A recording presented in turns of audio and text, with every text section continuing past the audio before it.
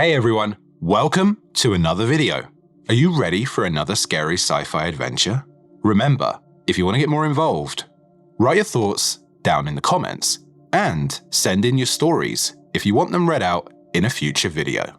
So with that, let's jump in and get it started.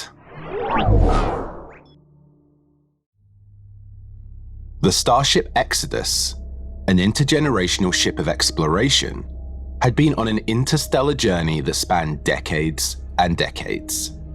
It was on a mission to find a new home for the remnants of humanity after years of natural disasters on Earth, which finally turned the planet into an almost inhospitable ball of water. After decades of searching, the crew finally stumbled across a planet that showed great promise. It had the right conditions, at least according to their planetary scans. As the starship descended towards the planet's surface, an unexpected gravitational anomaly suddenly disrupted their trajectory and pulled them downward hard and fast. The crew watched in horror as their once proud vessel plummeted from the sky, crashing into the planet with a deafening, bone-jarring impact. Miraculously, the ship held together and the crew members survived the crash. As everyone gathered themselves, the captain readied his crew to venture out to see where they had landed. Emerging from the battered starship, the crew members found themselves standing in a desolate, rocky wasteland, shrouded in a thick, eerie mist. This barren, unforgiving landscape was nothing like the lush forests and pristine waters they'd hoped to discover, but at least it was a temporary safe haven, right? Their astonishment deepened when they laid eyes on the city that loomed in the distance.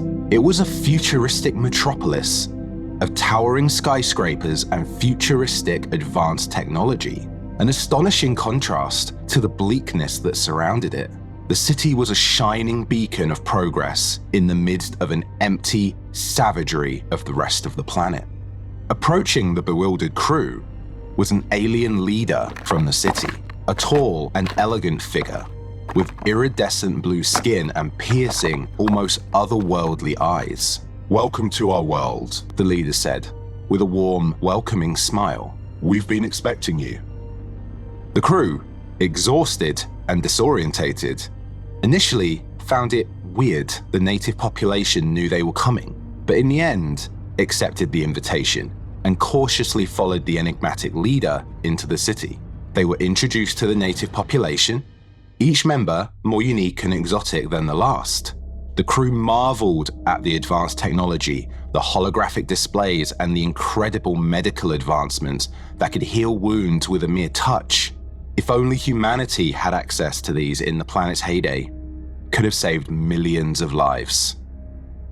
As time moved on, the days turned into weeks, and the crew began to explore their new surroundings in more detail, gradually acclimating to the futuristic city. They were treated as honored guests, and it seemed like a dream come true. They were even given access to the city's vast databases, which contained invaluable knowledge and information that could help them rebuild and thrive on this mysterious planet. But was it too good to be true? As time passed, unease began to creep into the crew's minds. Some of them began to notice subtle changes in their fellow colleagues' behavior, small inconsistencies in their actions and words that set off alarms. They started to question the true nature of the inhabitants of this city, who they really were, and if they were responsible for what was happening.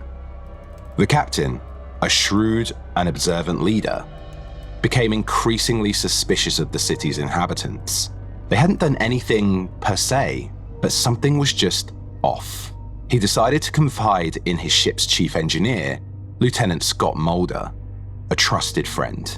Together, they embarked on a secret investigation, determined to uncover the city's secrets. They decided they should both go into the city, but with hoods on, dressing like one of the native population to blend in more easily. They teleported down to the surface and proceeded to make their way to the city center. Once there, they looked around for anything odd or perplexing they continually saw these weird signs that looked more like graffiti, with a triangle inside a circle. Thinking maybe this was a clue, Lieutenant Mulder pressed against the graffiti with his hand, and weirdly, the ground started to vibrate with a deep, effervescent rumble. Their continued pursuit led them to a hidden chamber beneath the city. It opened up and led to a sort of catacomb, if you will, where they found rows of strange, cocoon-like pods. Inside, they discovered the crew members who had gone missing, seemingly in a state of suspended animation or stasis.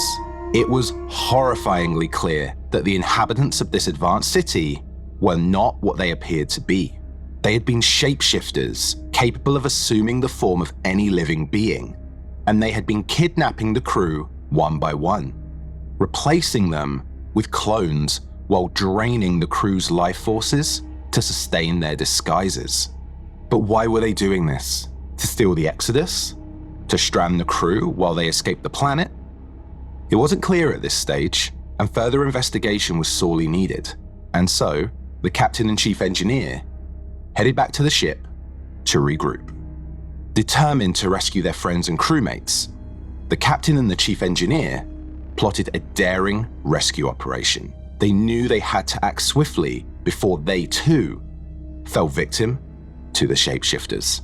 With the help of a few loyal crew members who remained seemingly unaltered, they gathered weapons and formulated a plan to infiltrate the hidden chambers and free their comrades.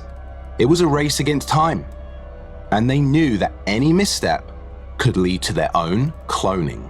As they descended into the dark depths of the city, they encountered the shapeshifters, who could take on the appearance of their own crew members.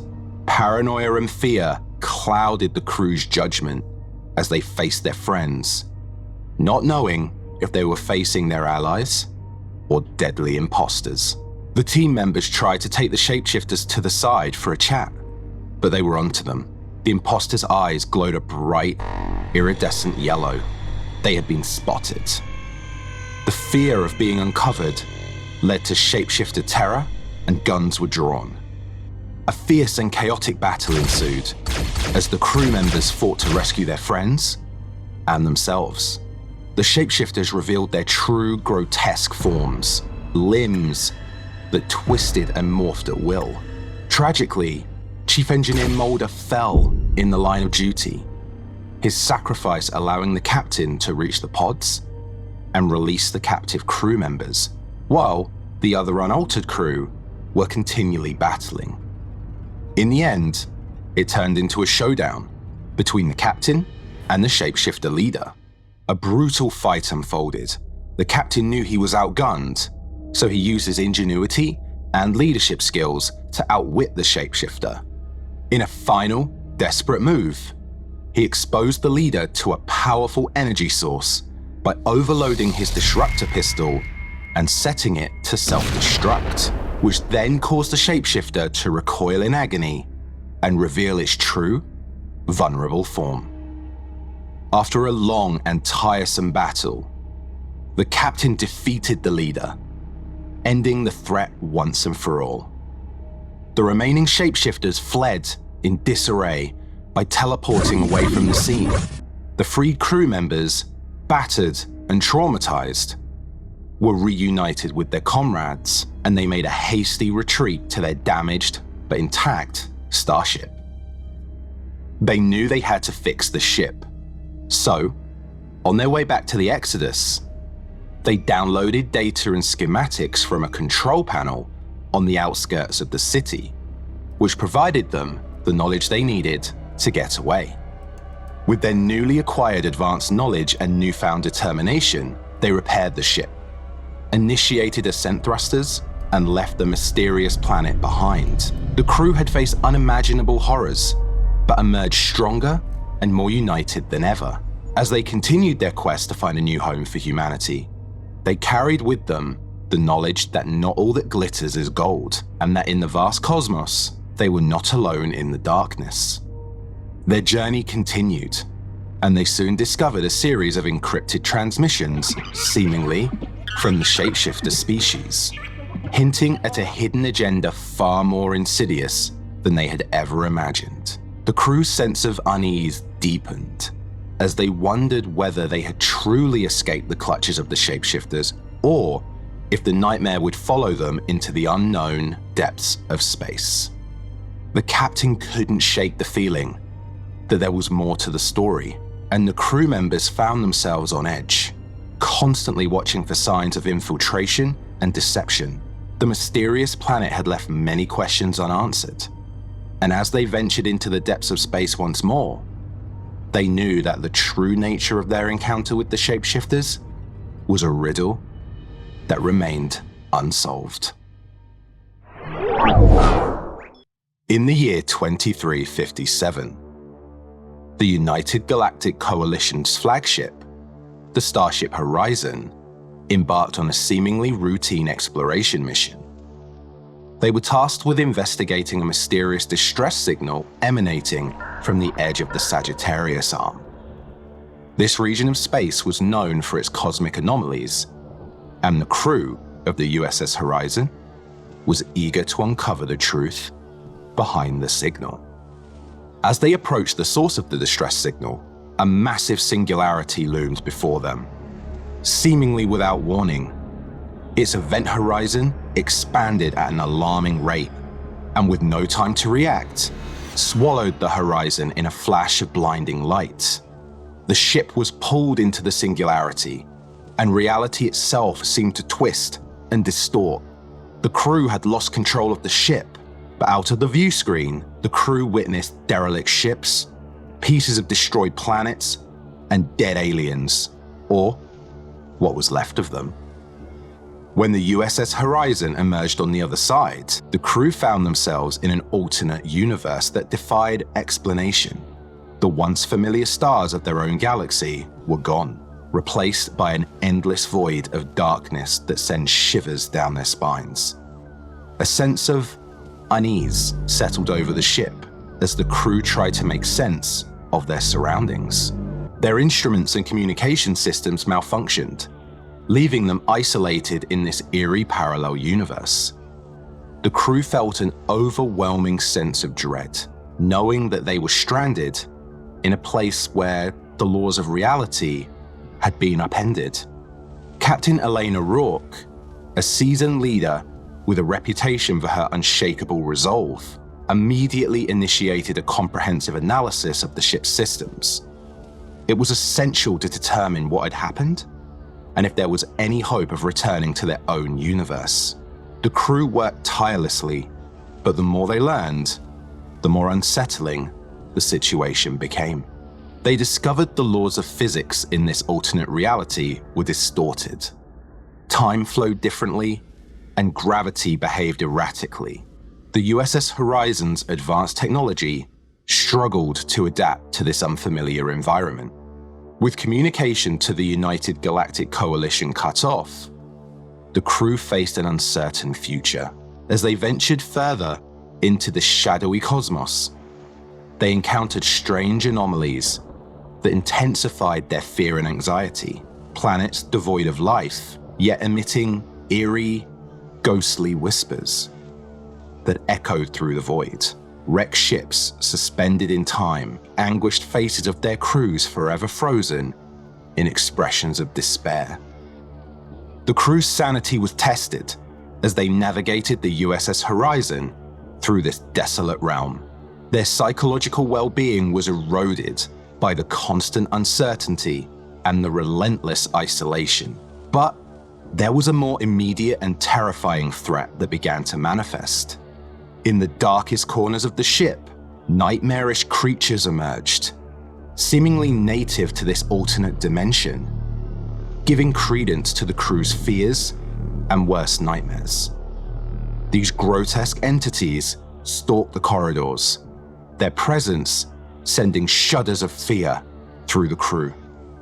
As Captain Rourke and her team grappled with these horrors, they realized that in this alternate reality, their fears were given physical form and power.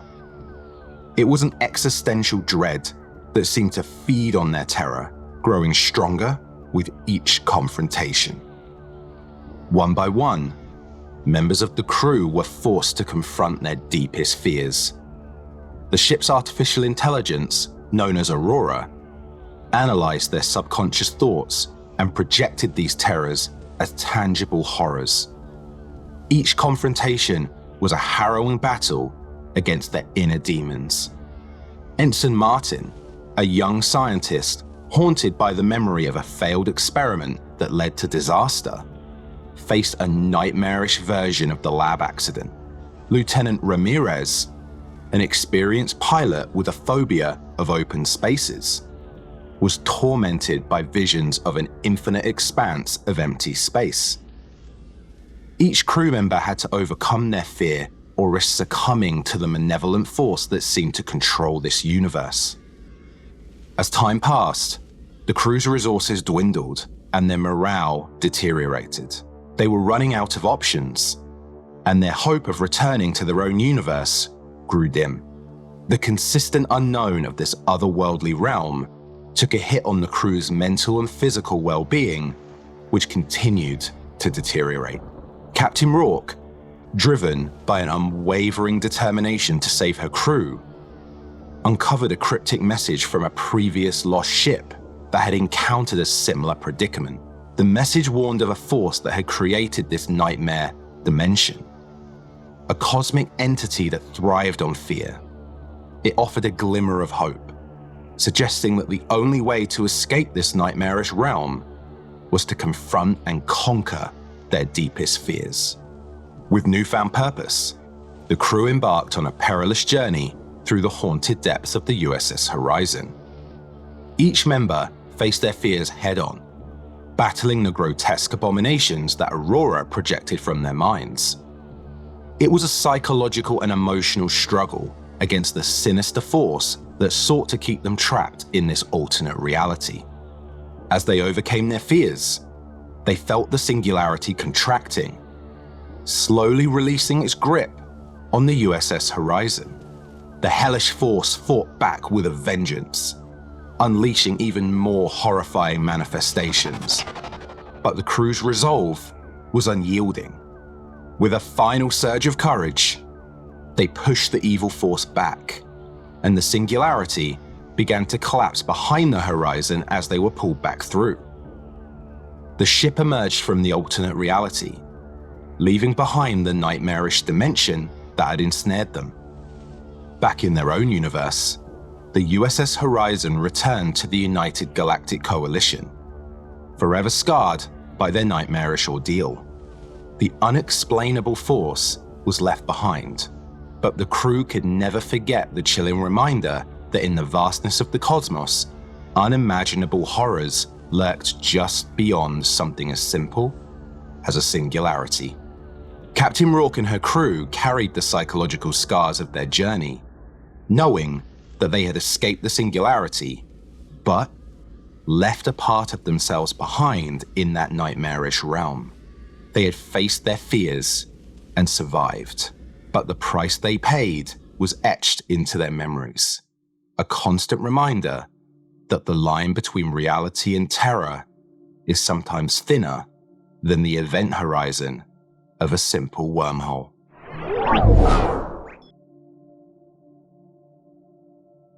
In the year 3011, Earth had become a desolate wasteland.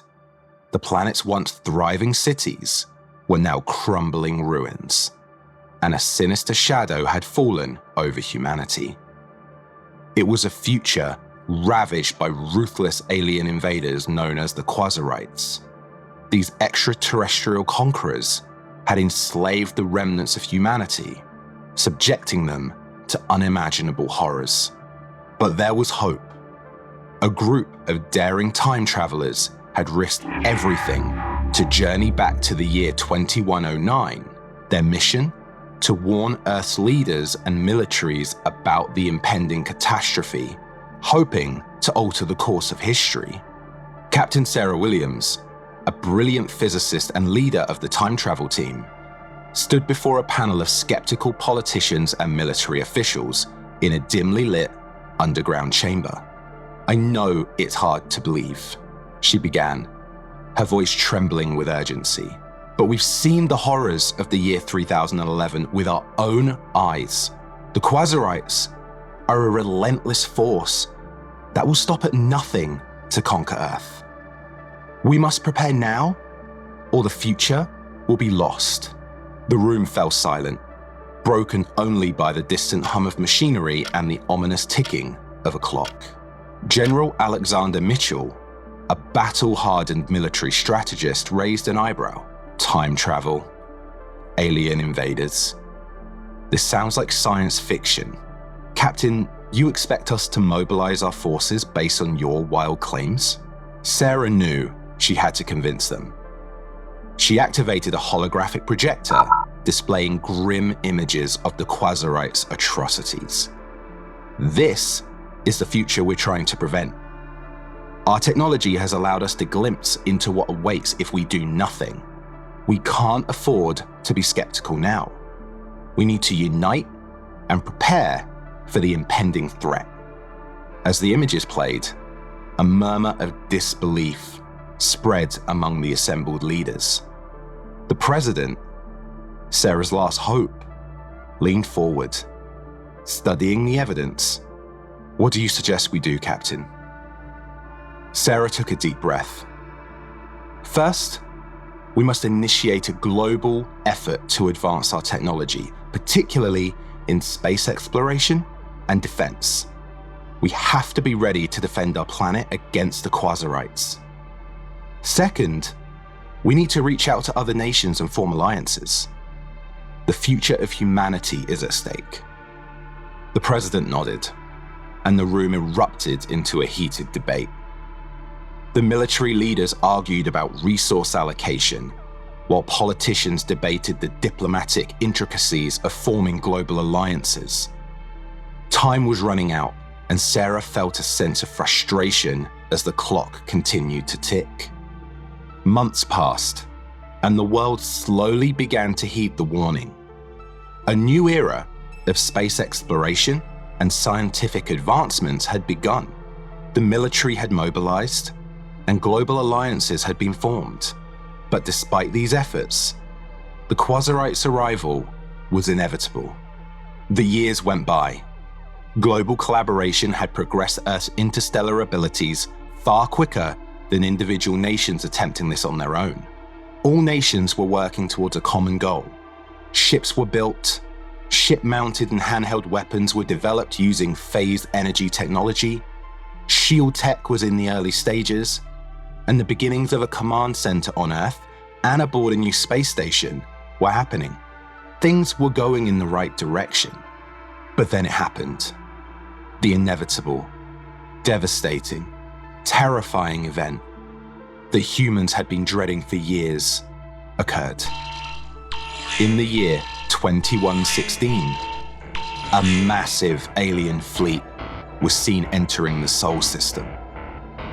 And before humanity could prepare adequately for defense, they descended upon Earth. Their advanced biological and technological technology easily overwhelmed human defenses. Cities burned, and millions were captured, enslaved, or killed. The horror Sarah had witnessed in the future was becoming a terrifying reality.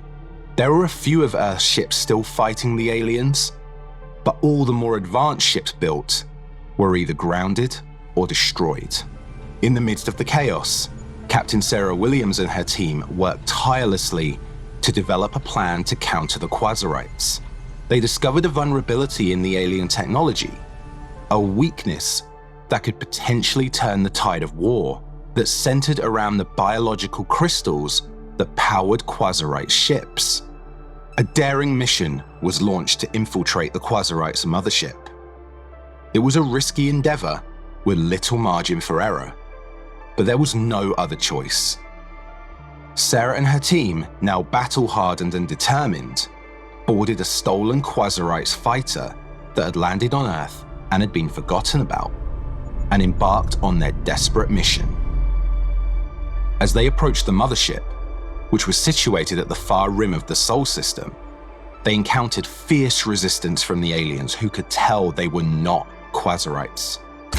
Shots were fired, but with an amazing pilot on Sarah's crew and flying evasive maneuvers, they were able to get close enough to the mothership.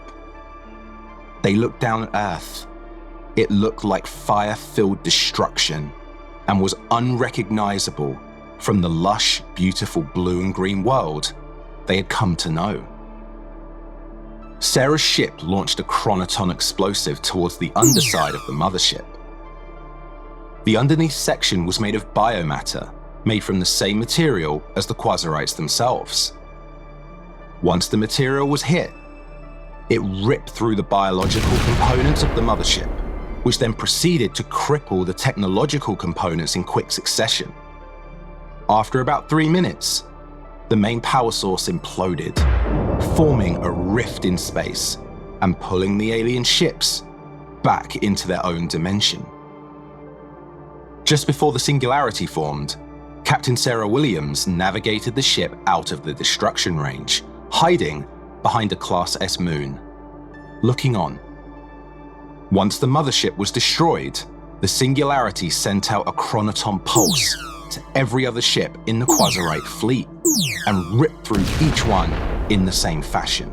Each ship was pulled into the singularity and a huge implosion occurred, absorbing all Quasarite matter into its event horizon, crushing everything in its path, but narrowly missing nearby planets. As the years progressed, the war was far from over, but humanity had won a critical battle. The Quasarites were defeated for now, leaving Earth battered, but free. In the years that followed, humanity rebuilt and united as never before. The warning from the time travelers had proven true, and it had given humanity the edge it needed to survive. The world had been forever changed by the terrifying events of 2116, and the scars of the invasion would never fully heal. Captain Sarah Williams and her team returned to their own time, hoping that the future they had witnessed in 3011 had been averted. The sacrifices made, the horrors endured, thankfully had not been in vain. They had rewritten history and given humanity a fighting chance against the darkness that loomed in the cosmos. The story serves as a chilling reminder of the fragile nature of humanity's existence and the eternal struggle to preserve our future, even in the face of seemingly insurmountable odds. Thanks everyone for listening to our newest 3-story video. We hope you had a good time and enjoyed our scary sci-fi stories. If you like what you heard, please like this video, subscribe, and for full notifications, hit the bell. It really means a lot and helps out the channel with YouTube promoting this content to lots more people. If you'd like to send me any of your well-written original stories, sci-fi, or other variants of horror, please send them to my email in the About tab on the channel page, and I'll read them out in one of my next videos. Thanks again, and I look forward to seeing you soon.